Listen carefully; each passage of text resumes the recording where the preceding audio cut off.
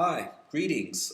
This is Felipe Torres, and I've always been a fan of storytelling. So there's a great story from the Mayan culture around here. Just come from one of the gatherings we have around here in El Salvador. And on the way back in my house, I was remembering this great story. One of the famous priests, and he's a carrier of Mayan prophecies, and things very cool. He's known as Achia huts.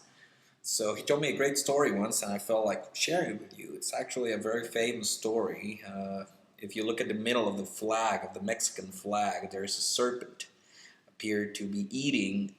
There's a serpent. There's an eagle appeared to be eating a serpent, and it's in front of the tree and stuff. So here's how it goes. It says that a long while ago, all the elders and the enlightened people, people are holding a state of oneness in the Mayan tradition, were gathering, and they said, "Well, how do we share this with the world? We need someone to carry the message for us. We need someone to,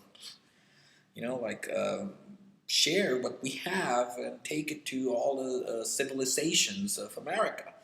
So they gathered all the elementals, all the animals, so they all came to see the great saints, and they asked him, who is willing to take the message for us to all the villages, to all the tribes here.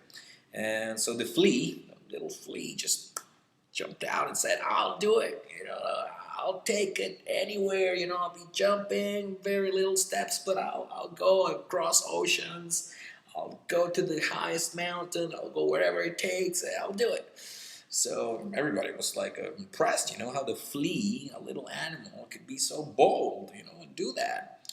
So he started, so they gave him the message and started jumping. And while he was jumping, the frog came out and said, "Okay, I think if I eat the flea, I will be able to like jump and cover a great distance faster." So there he goes. He grabs the flea, eats it, and starts jumping. And the serpent look at that, and he said, "Well, I can help too. I bet I can go in the earth and go faster." And then he grabs the frog and eats the frog and starts going pretty fast. So the eagle goes like, "Wow, this is really interesting. I bet I can be of great help." So he goes down, grabs the snake, eats it, and starts flying around. So right in the valley of Teotihuacan, there was this tree that was considered to be holy, right? So there was this eagle, he was like, "I need to call attention." So he started making rounds from high, from this great tree, and there was this running. Running was considered back then by the Mayans as something sacred. Only great saints and training people could run from village to village and take messages. So one of the runners saw the eagle, and he was like, "Wow, that's like a sign, like the eagle has something to tell us." So he went to the elders of the city and started gathering everyone together, and then the whole city started coming. All the people from the market and every time and everywhere, and then the eagle just flied into the tree, and everybody was just waiting to see what happens. And then from the eagle comes out the snake. Everybody was like, "Whoa, what's going on here?" And then the snake opens mouth. Then there's a frog coming out of the snake, and then everybody's like more than surprised. And now that frog opens his mouth, and there's a flea coming out of the frog's mouth. So everybody's like, "Wow, what's up with this?" And then everybody's waiting, to see what's the message, what's the prophecy or whatever that the flea was bringing to them. And the flea goes like, "Oh, well, I'm sorry, I don't know anymore what the message was. I think I forgot."